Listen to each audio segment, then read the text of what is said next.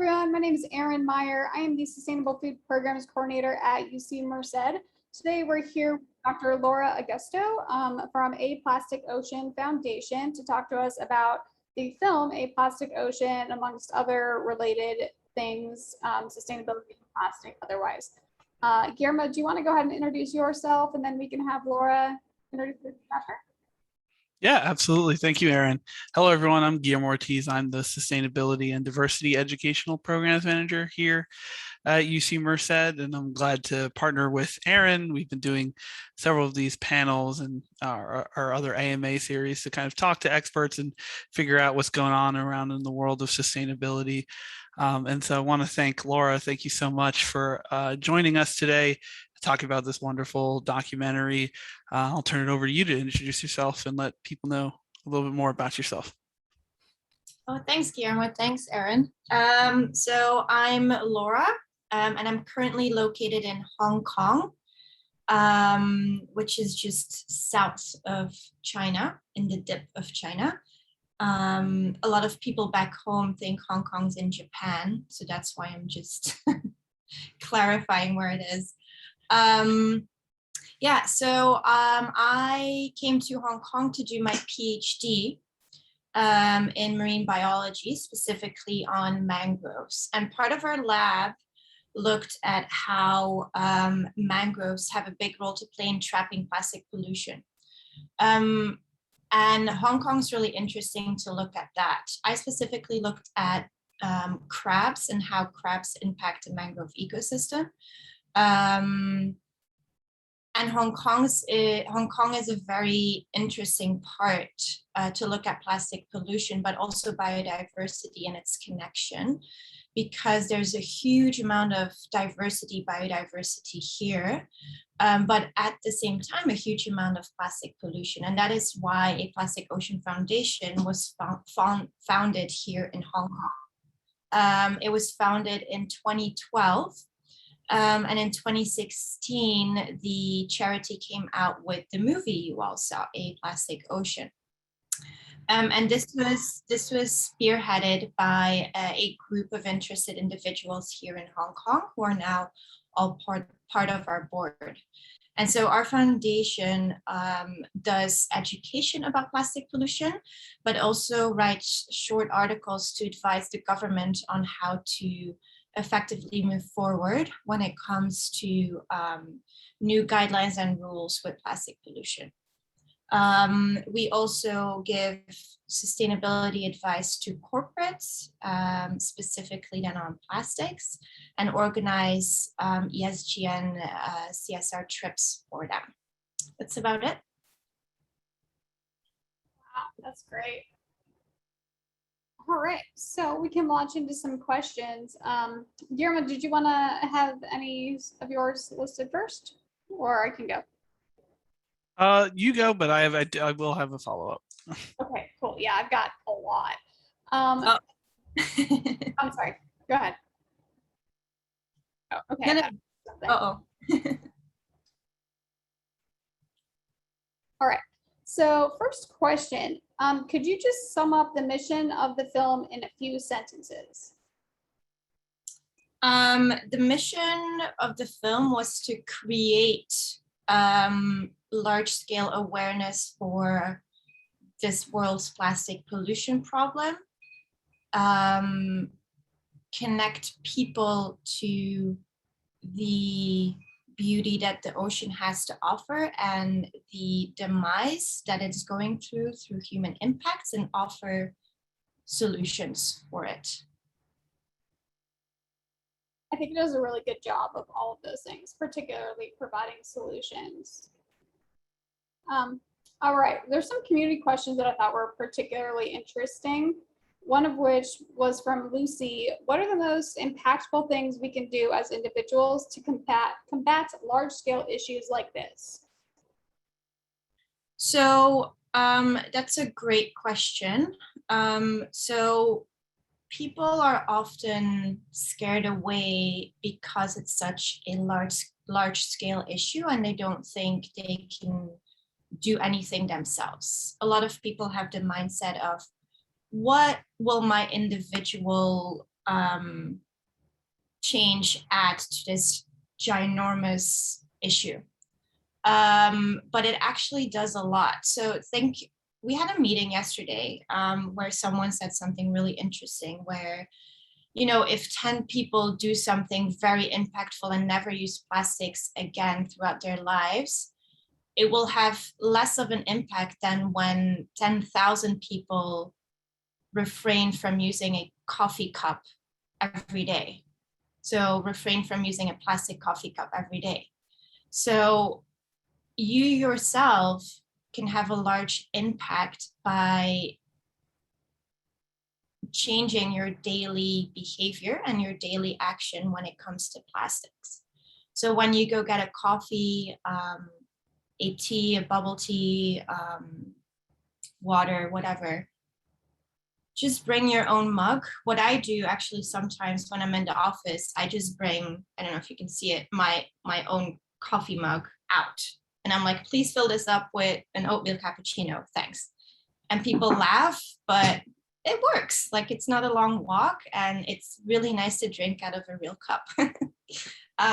So do what you can on a daily basis to make small changes. And this is all about recreating your own habits. And this has a bigger sustainability impact, right? You yourself go to your favorite coffee shop and you bring your reusable mug every single day. You set, first of all, an example for your peers, for other people going to their coffee shop, and they're like, oh, that's a cool reusable mug. Where did you get it? There's very beautiful ones out there. Secondly, the shop itself will see, oh, my consumers actually really like these reusable cups. They can then change their sustainability approach into buying less plastic cups, investing in paper cups, potentially bamboo cups, or coming out with a line themselves of reusable ones, which brings in a revenue for them and adds to probably their sustainability agenda. So by doing small steps every day, you can do a lot. Other things are when you go to the grocery store, always have a reusable small bag in your backpack, in your purse. I have one scattered throughout so I don't forget it. If you forget it, don't feel guilty. There's a lot of guilt involved with these things. I think it's called like eco guilt or something, or like eco stress, eco anxiety, where, you know, if you forget your cup, your plastic bag, it's fine. You're doing what you can. I hope that answers the question.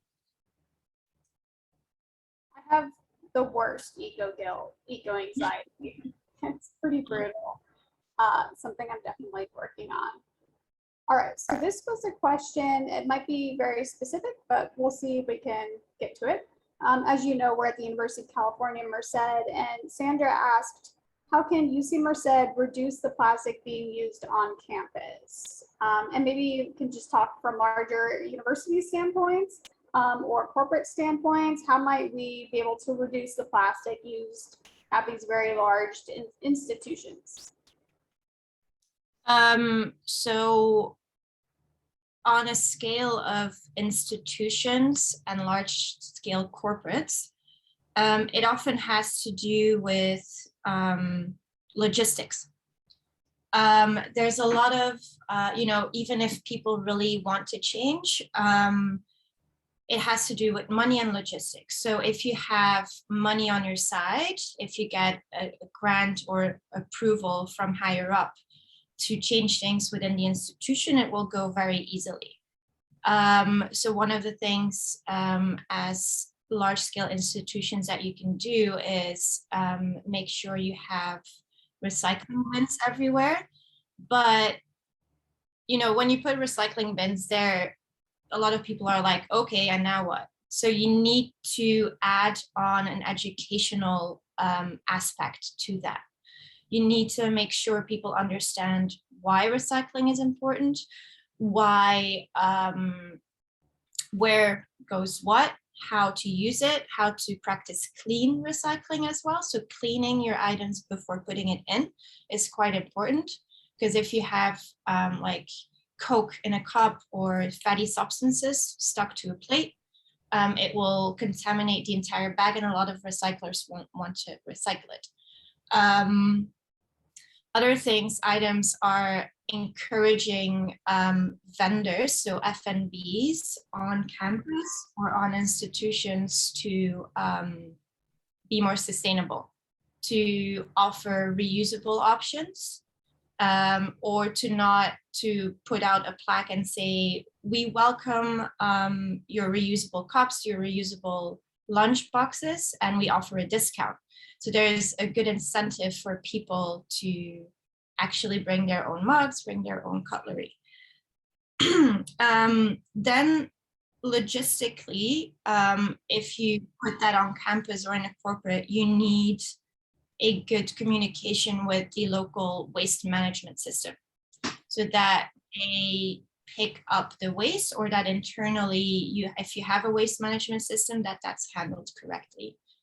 I don't know what Merced University already does. Maybe you can inform me a little bit, and yeah. I wish Alicia was here. She's our zero waste coordinator.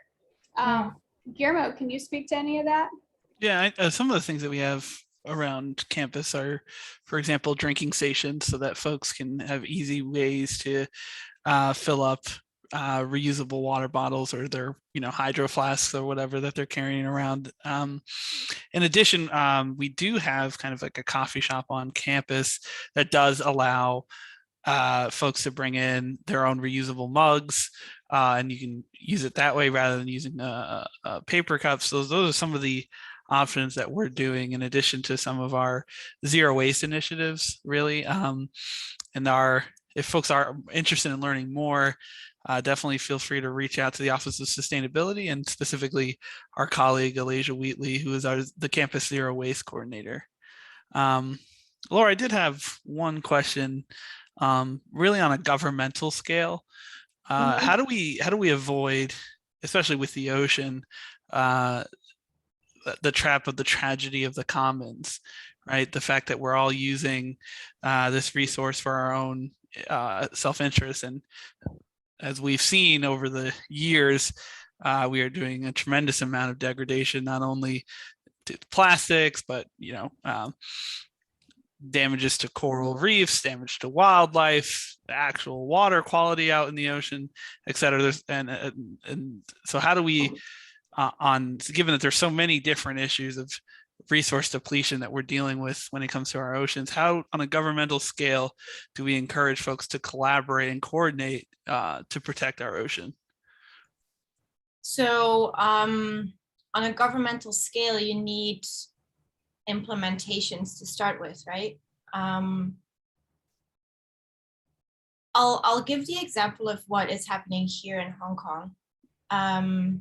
And then maybe you can enlighten me what's happening in California specifically.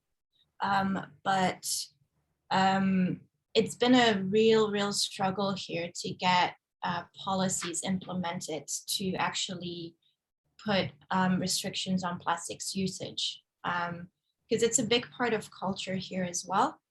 It's connected to hygiene. Plastics is connected to hygiene. So single-use items are more hygienic, because this is a big city, it can get dirty. So plastic items that are new equal hygiene. The push to implement policies throughout the government has been happening from, one, the public, but also two, from a corporate aspect.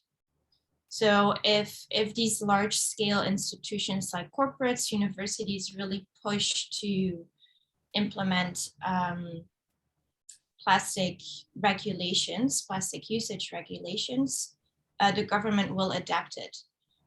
So on a government scale, you can implement bans and regulations. So here they want to ban all single-use plastics when it comes to takeaway boxes and cutlery for all food and beverage structures,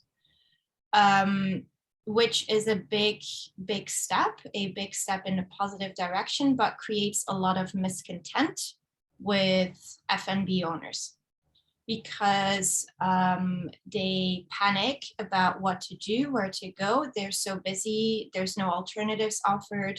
So there's a huge list of concerns when something like this big scale is implemented.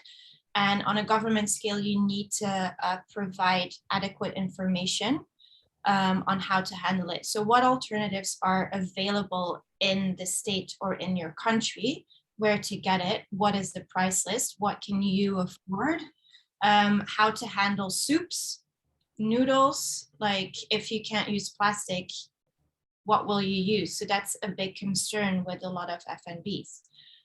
Secondly, I want to bring up the example of, it's an African country, apologies, I forgot specifically which country. My mind's blanking, it's 7 a.m. But the government decided to completely ban all plastics. So they went from one day to the other and completely banned it, made it illegal. And what happened is that this didn't work, first of all. So it was a great initiative, ban, boom, fantastic, but it didn't work because the public wasn't ready to do it. They didn't understand why. The general public didn't really know what to do with their plastic that they already had, what alternatives were out there, and so forth. So it was a complete failure up until the government launched a large-scale public campaign. So the right marketing, the right advertising, the right information is hugely important to make people aware of why the government's doing it in a positive light and put it a positive spin on your own health and life. And this campaign lasted for about, I think, a year. And then the public was ready to actually, oh, okay, we'll go along. We know why, we know what, we know how. And then it happened really well. So first implementations, policies, restrictions, bans, but then also disseminating information correctly and targeted at your specific population.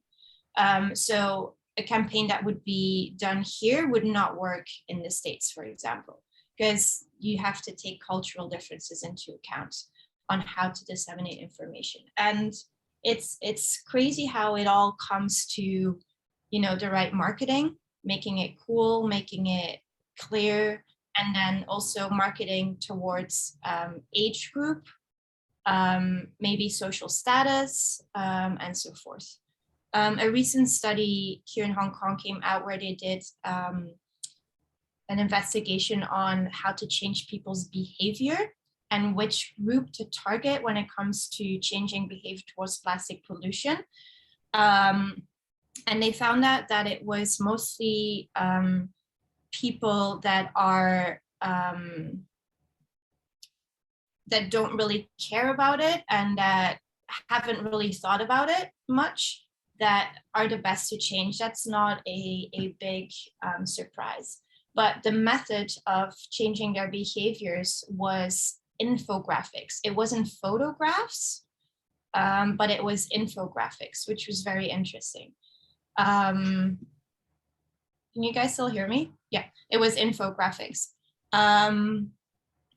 And I'm sure that is specifically to Hong Kong. If you do it in another city in China, Vietnam, Singapore, or even California, those results will be different. So knowing exactly how to disseminate your information is very important.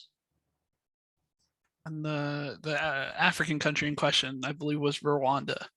Yeah, good, thank you. And quickly, Aaron, I know you have some questions, but I'm going to pull this one straight from the chat.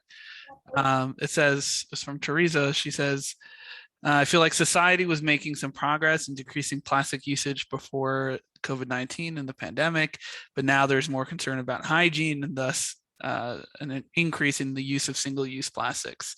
What can we do about this plastics use given the health concerns? Great question. So with usage, I don't think you can do much because given health concerns and given that this virus can apparently stay on plastics as well a while, I think handling the waste correctly is the most important step you can take. Usage will not necessarily decrease right now because it is a hygienic concern, and here a lot of places won't take reusable items because there's a concern of transmitting from the customer to the clerk. While they also use plastics that are just stacked up the wall and take it, but there's a one-way transmission if that's possible. Here in Hong Kong, it's not really a valid reason because there's 0 cases. So I don't know what to say about that. But I think handling it right now is the most important thing.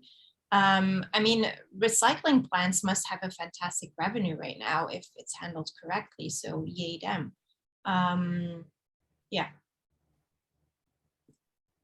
And feel free to pick some of the questions that you have. Cool, thank you. All right, so from Ramina, why is there such a focus on plastic pollution and not single-use items as a whole? Good question. I don't really know. Single-use whatever is an issue. If you think about a few 100 years ago, nobody used single-use items. Stuff was just replaced. And this is a advance of technology has brought this into our world, of course. I was watching this new Netflix show,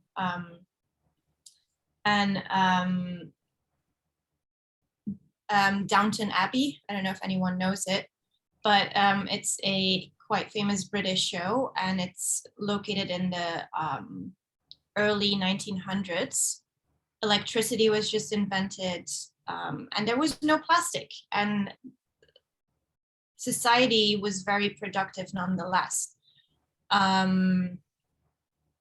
So yeah, I don't know. I think again, it's marketing probably, and also, you know, other single-use items like rubber is also a big issue. Non-natural rubber, actually also made out of plastics, but all the other types of single-use items like bamboo, probably cardboard and so forth, do add on to landfill piles, get out there, but they do disintegrate or degrade a little faster than plastic does. Plastic never disintegrates, it just breaks up. And I think plastic is like on a scale of most harmful, might be on top due to all the effects it adds. And I think that's why the most attention is on there. And it's most visually present as well. Thank you. If anyone has any other thoughts or comments on that, please feel free to unmute and speak up.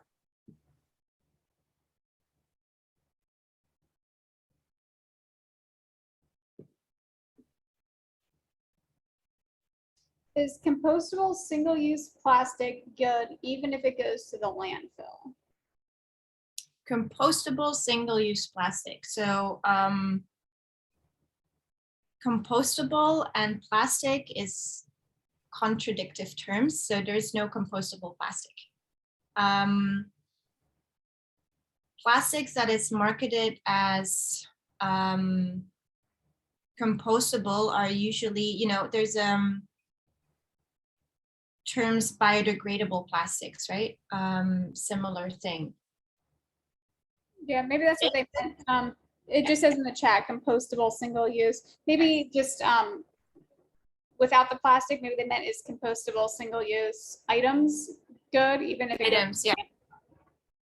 Yeah. So when things are labeled as compostable or biodegradable, there's a lot of items out there that are indeed biodegradable or compostable, however, only in specific circumstances. So you need the right temperature, oxygen, humidity for items to decompose. And a lot of items have different requirements. And a lot of products don't disclose those requirements. They've been approved and labeled as biodegradable, but only with specific like variables, it will actually degrade. So when those go to landfill, they might degrade partially, or they might actually never degrade, because within a landfill, there's an anoxic, so oxygen poor environment created. There's a lot of methane as well, and that can stop degradation completely. So when you buy biodegradable items, it's worth looking up under what circumstances, and if you can actually just compost it yourself, if you have a small flower bin in your apartment, on your balcony, or in your garden, or on campus, I don't know. Good idea. Thank you for clarifying those things. All right. This isn't really a question, but from Jerry, he said, Dr. Agusto, Marine Life Studies welcomes the opportunity to collaborate with you to advance socialization of this critical topic. Jerry, are you with us? Jerry P? Yeah, looks like it. Do you want to unmute? No, if not, no worries, but maybe just explain Marine Life Studies. Hi, thanks for inviting me to be a part of the conversation. Yeah, Marine Life Studies is actually a marine research institute. We're a nonprofit organization headquartered in Monterey Bay in California. And our focus is primarily trying to ensure that debris does not make its way into watersheds, which ultimately on the West Coast and in many parts of the US, these watersheds find their way into the oceans. So people who think that when they toss their plastic cup out the window of their car, that it's gone forever, no, it finds its way into the Pacific, at least on our coast. So a lot of what we do is just try to raise the visibility of these particular problems and actually try to put individuals in contact with content that provides some additional education. I shared one link in the chat. The whole issue of the plastics problem, there's a terrific program offered by PBS.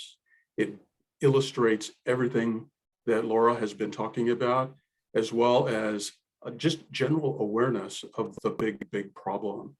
Our organization, one of our primary objectives is to protect the marine wildlife off the West Coast in the national marine sanctuaries up and down the West Coast of the US. And one of our biggest issues is that we get whales that are entangled in. So we have a research project to go and analyze, what's the harm being done. We also have retrieval programs where we're going deep into the Monterey Bay and retrieving derelict fishing gear to prevent entanglement. And then when an animal is entangled, we actually have a little ambulance crew that goes out and disentangles whales specifically. But this is a huge problem. And I'm just tickled that the university is actually conducting this conversation, because this is a topic that I just believe inland people do not quite grasp. You're not near the ocean, but people inland just, I think they're detached from the fact that they do have impacts on all watersheds when they take anything plastic and dispose of it improperly. The question on the medical refuse coming out of today's, high intensive plastic use for COVID. I was just doing a quick search, and yes, this is a huge, huge issue. So I welcome the opportunity to be a partner with you all as this topic continues to evolve. Please do reach out to me, and I will ensure that our group can provide any insight as a collaborative partner to you all as well. Thank you so much, Jerry. Oh, go ahead, Guillermo. Did you have a point? Oh, no. Just was interested in what he said. Just wanted to thank him for hopping in and joining on the call. Appreciate that. You're welcome. Hey, Thanks, Larry. Please email me if you want to get some more information from us or some of our educational materials. I really like your point mentioning inland towns being detached of what their impact is on the ocean. And it's very true. All streams and rivers lead to the ocean. So any misplaced garbage will end up downstream in the ocean. It will blow eventually into the ocean. And it's a out of sight, out of mind kind of mentality, not in my backyard. So, it's a detachment of what is actually happening.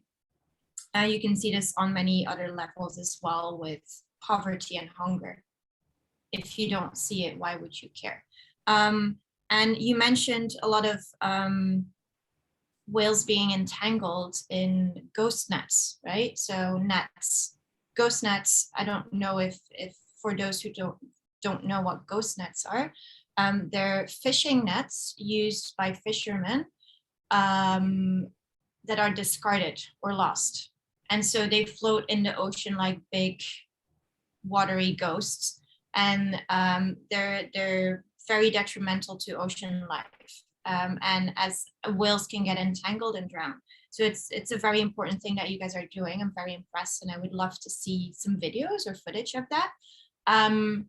And a thing there that you can do, slight action, is to, I don't know if you've done that, Jerry, but approach maybe a larger scale organization that deals with fishermen, a representative that deals with fishermen, and educate fishermen about the issues of ghost nets, because again, you have a broken net that will cost too much to retrieve or to fix, and so they just discard it. So again, education there is hugely important if fishermen know what their impact is. Yeah, and Laura, if I may add to that, just within the last few weeks, there is an organization out there, and I encourage everyone on this call to look this up on YouTube.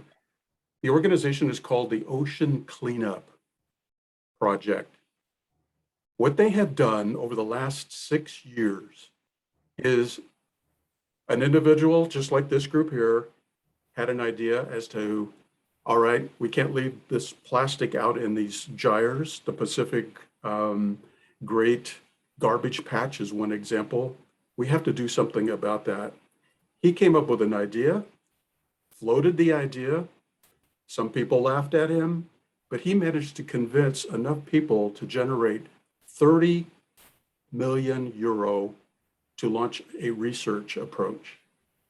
Within this last couple of weeks, after years of testing, they launched what they call 002 Jenny, which is a system that collects trash off the ocean, and they hauled 67,000 pounds into British Columbia. I believe it was about a week ago. You have to watch these videos. They're just absolutely stunning. So things can be done to correct this problem, but the primary solution to this problem is getting people to not create the problem. Plastics, they're pervasive. We have an oil industry.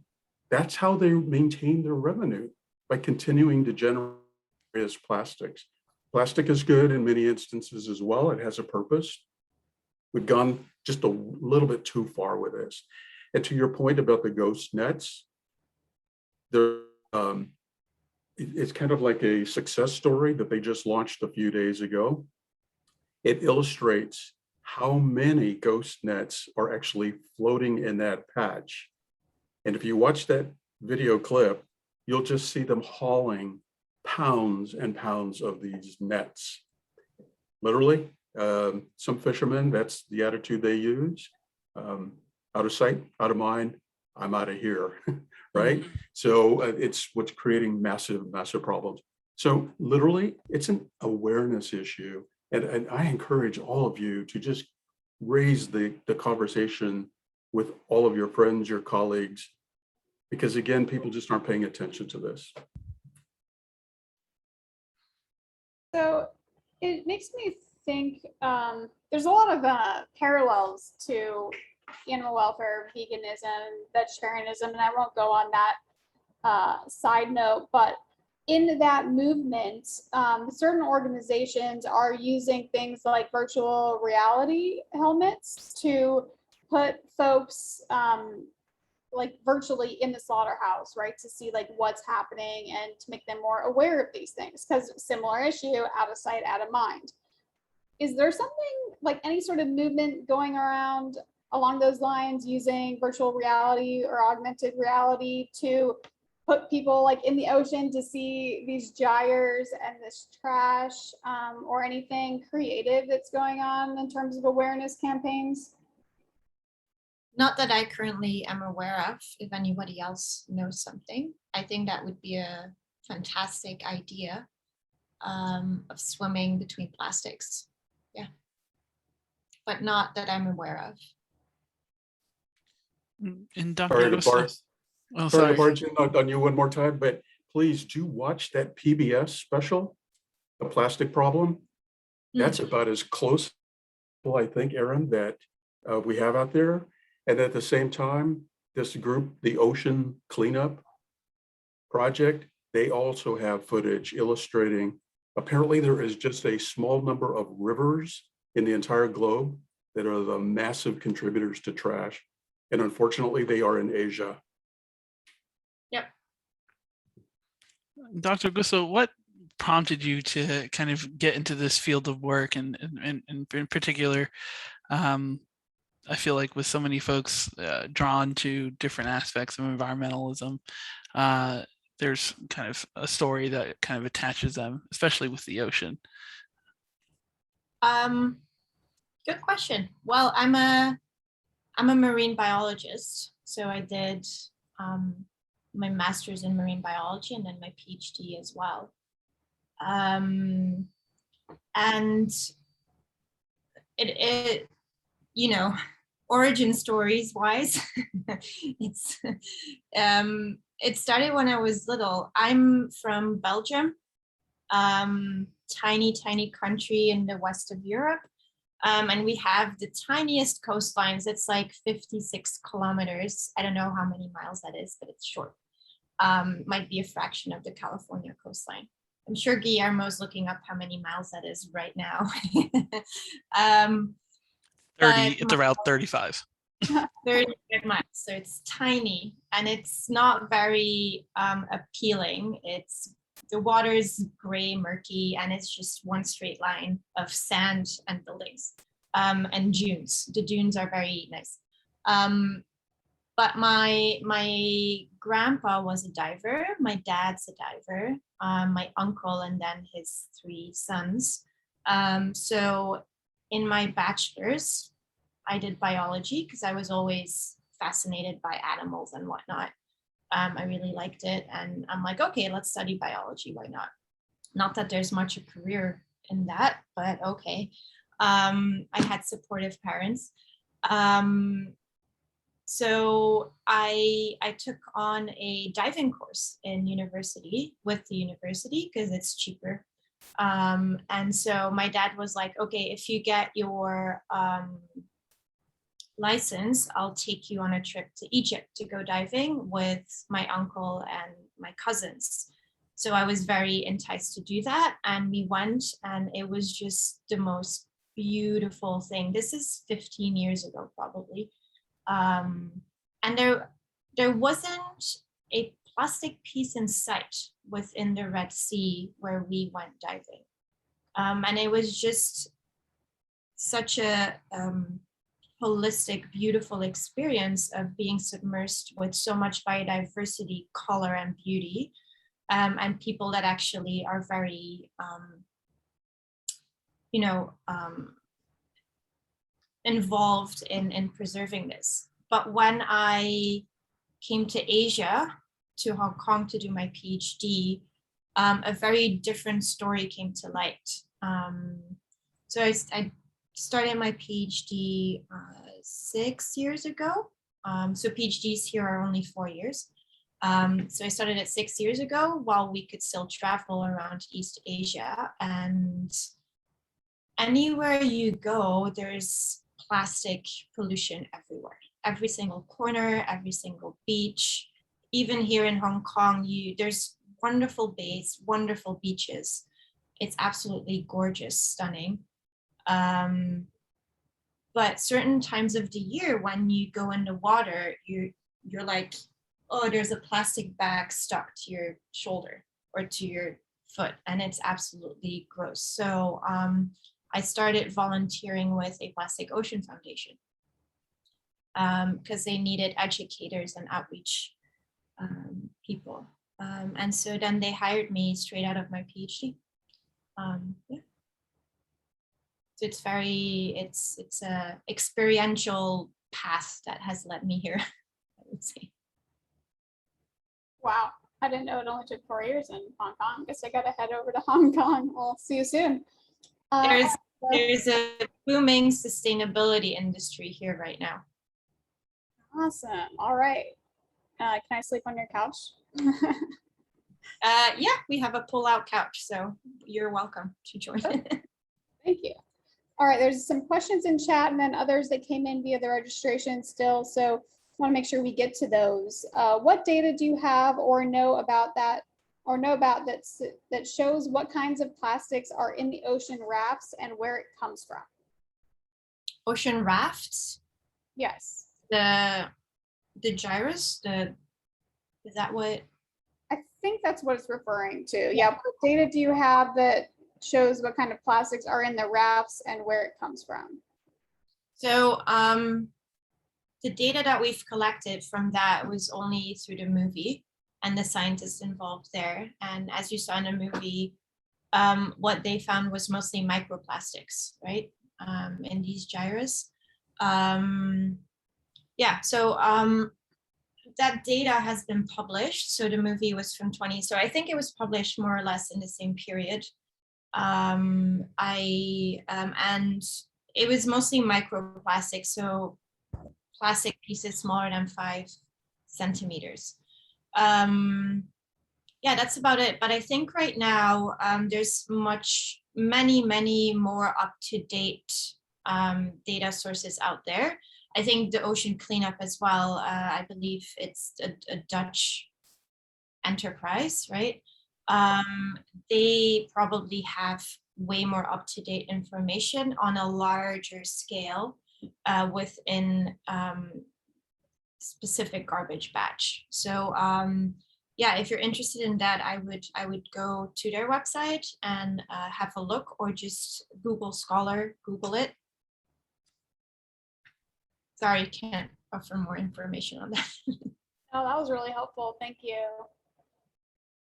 All right, so there's a pretty specific question regarding California, but we could do our best. So California began charging for single-use bags in grocery markets years ago. What did the process to achieve that look like, if you know?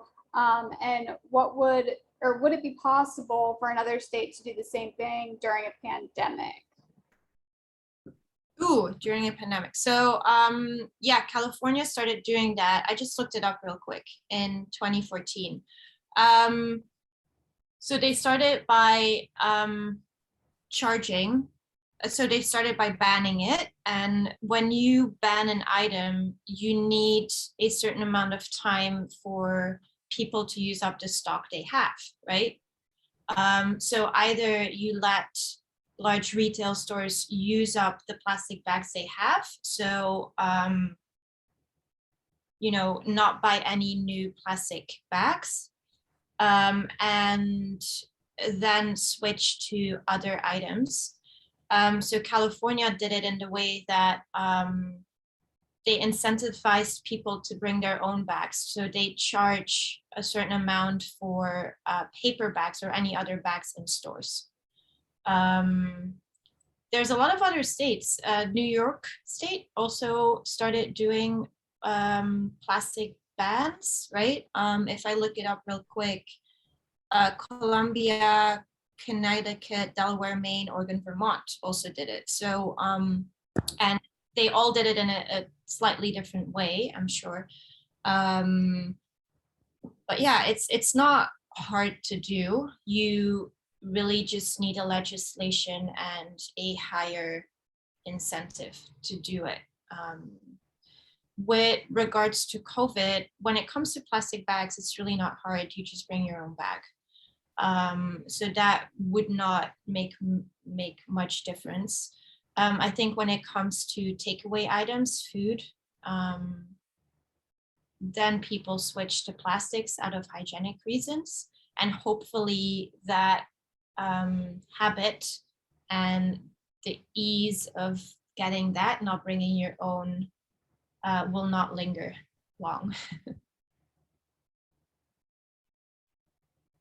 There's also a really nice note about Reef Quest Foundation. They do something similar to show people virtual reefs, not necessarily the plastic, but still a really cool thing. And there's a link for the ocean cleanup as well. Getting to some of the questions from the registration, from Alistair, who's a local high schooler here in Merced. What inspired you to create the documentary? So I did not create a documentary myself, but the people who started A Plastic Ocean Foundation are all Hong Kong residents of various backgrounds. So there's local Hong Kong people, but also people who moved to Hong Kong and made Hong Kong their homes, from the States, Canada, England, South Africa, and then the rest of Asia. And they have, so this is our board, our overseeing board, and they have various backgrounds. So some finance people, some lawyers, some are artists, and they're all friends. So they got together and they're like, we need to do something about this issue, starting in Hong Kong and then reaching out on a wider scale. And one of the board members owns a company that does museum exhibitions and displays. And her name's Karen, Australian, Hong Kong Australian. She proposed that a movie would be the best way to reach the most amount of people, because visual storytelling is very impactful. And if you do it in the right way, it touches people's hearts. So yeah, that's what they set out. They actually started up a few years before they started up this movie, and it kind of flopped. They didn't have enough funding, they couldn't find the right director, and it kind of went upside down. But then they found Greg to join, the right producer. They got a very low budget for a large scale movie like this. And that's why they could only concentrate on certain areas in the world, so not a very large scale thing. Yeah, and then they made it, and it was quite a success, so it was fantastic. And it's still a great outreach thing, even if it's from 2016, it's still very applicable. And these issues have not gone away and have not really changed. The solutions are still there and more. Yeah. Awesome. Thank you. All right. Another question, a fantastic one, was how can we involve lower income and highly impacted communities more in conversations around plastic pollution? And that one's from Jacqueline. Thank you, Jacqueline. Could you repeat the beginning of that question? Sure. Yeah. Let me move closer to the mic also. How can we involve lower income and highly impacted communities more in conversations around plastic pollution? It's a great question. So most of the plastic pollution and usage comes from lower income communities, since plastic is so cheap, first of all, and versatile. The issue there is that you can involve people very easily through projects and social outreach, and art projects even use plastics for arts and demonstrate how plastic impacts their own health. And a lot of low income societies actually know that plastics impacts their health very highly, but there's no alternative. And surviving right now is more important than surviving on the long term, which the long-term impacts of plastic pollution on their bodies. So involving them and making them aware of the issue is not a big problem. The issue is helping them get out of it, and that requires people with a higher income to help lower income areas with that, and offer alternatives to the single-use items. So sponsored activities when it comes to offering alternatives that costs more in one go, but will save money in the long run, really helps. Low income, bigger societies as a whole in Southeast Asia, the coasts of Africa and South America, implementing a ban on a larger scale and having a input of funds by the government to make the switch helps. And that's the only way. And like with the example of Rwanda, having the right information out there to make people aware and to make sure they are ready to make the change is important then. Awesome, thank you. Here's one that's really interesting too. From Molly, what are the impacts of face masks on marine life? They're horrible. So medical face masks are all polyester, so they're all woven plastics, right? And there's 3 layers of plastic involved, which are very effectively to reducing viral and bacterial transmission. But the impact of plastic, of face masks are, first of all, very similar than other types of plastic because they're plastic. They'll stay out there forever. Breaking up goes very, very slowly unless they're ripped. So when they're in the ocean as a whole, the little ear loops entangle animals very, very easily. So when you discard of your medical face masks, cut the ear loops. It's a good way to avoid that additional disentanglement of birds, fish, and whatnot. Because your face mask, even if you throw it in a bin, can easily go on the street, in streams, down to the ocean, because waste is mishandled all the time. Secondly, through ingestion, like any plastic, when marine life ingests plastic, their digestive system gets blocked and they basically die of starvation. And And when it turns into microplastics, again, ingestion and the toxic substances that stick to it will also be transferred to the tissue of the animals. Long living marine animals are impacted that way, similarly as we are impacted through hormonal disruptants, growth issues, fertility issues, and so forth. So use reusable face masks if you're still using face masks. Here, a lot of people use reusable ones, but inside you can add a little strip that's like part of a mask, and you can put it in as an extra barrier. It's less plastic, and I usually use it for up to 5 days. Yeah. That's fantastic.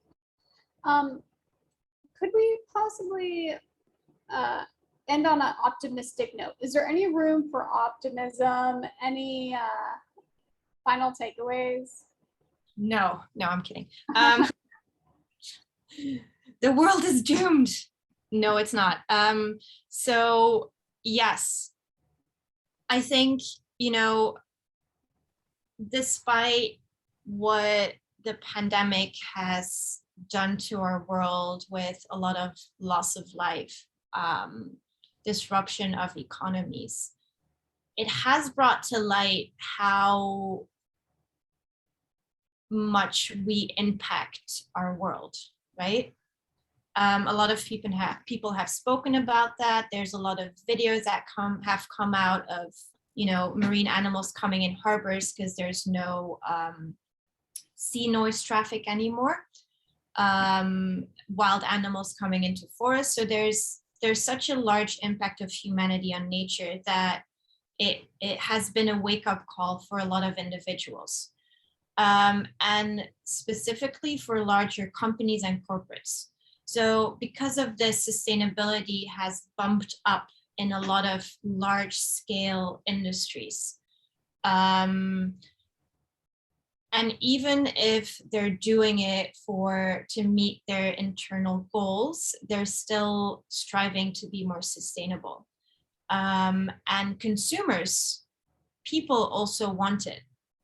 So there's a drive from two sides, from the public to be more sustainable, to reduce plastics, and a drive from larger corporates to meet their consumers' needs and to be labeled as a more sustainable company. And that then, in my opinion, leads to a larger impact where governments will catch on eventually with the drive of people. So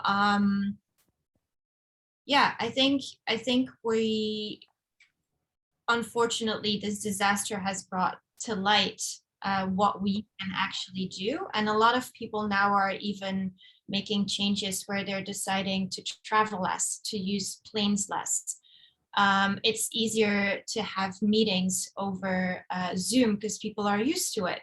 It's not as much of a barrier anymore. You don't need to travel across country or fly to another country to have a meeting while you can have it over Zoom. So there's been positive influences, and a lot of new businesses are starting up with an eye on recycling, with an eye on producing sustainable materials. So it's really booming right now, and I hope that people will catch on, and people will make daily efforts to make changes that will help our environment and then eventually our own health also.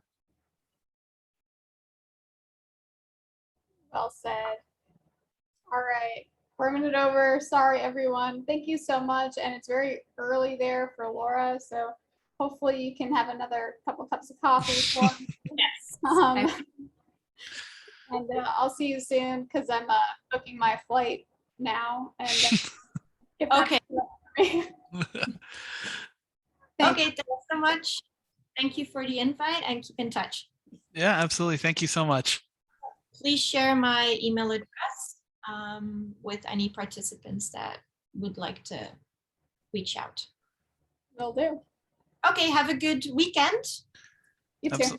Absolutely. Have a good one. Bye.